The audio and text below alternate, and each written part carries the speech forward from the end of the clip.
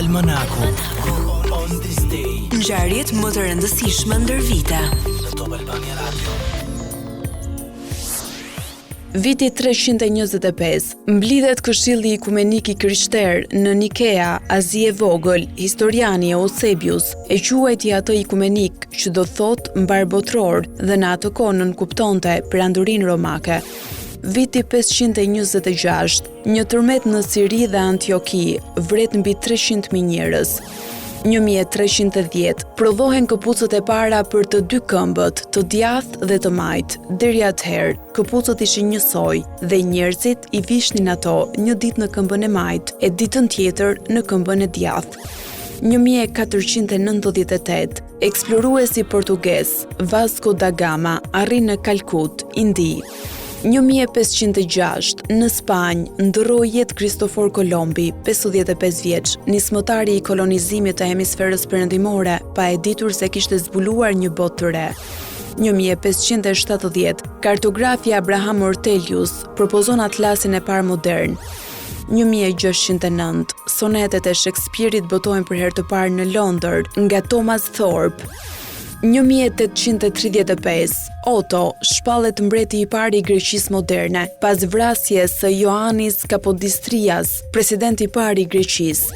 1867, Parlamenti Britanik hedh poshtë projektligjin e John Stuart Mill mbi të drejtën e grave për të votuar. Mills njihet si filozofi më me ndikim I shekullit të 19. 1873, Levi Strauss dhe Jacob Davis regjistrojnë patentën për pantallonat blue jeans. 1896, mbi spektatorët që ndodheshin në operën e Parisit, rrëzohet lambadari me peshë 6 ton. Në këtë ngjarje ka humbur jetën një person. I frymëzuar nga kjo ngjarje, shkrimtari francez Gaston Leroux në vitin 1909 shkroi romanin Fantazma e operës. 1900, lojrat e dyta olimpike moderne hapen në Paris, zgjasin 5 muaj. 1902, Kuba fiton pavarësinë nga Shtetet e Bashkuara. Tomás Estrada Palma bëhet presidenti I parë I Kubës.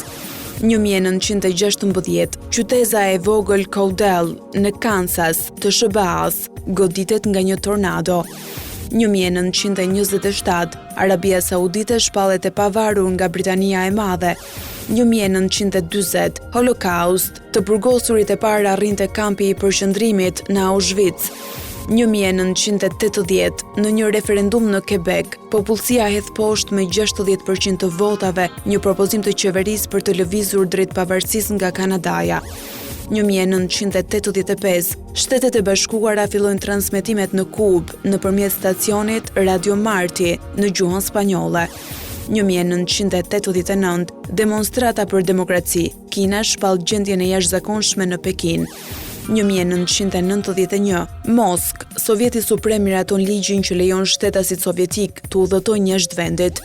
2002, pavarësia e Timorit Lindor njihet nga Portugalia, duke I dhënë fund zyrtarisht 23 viteve të sundimit indonezian dhe 3 viteve të administratës së përkohshme të OKB-s. 20 maj njihet si dita botërore e diversitetit kulturor.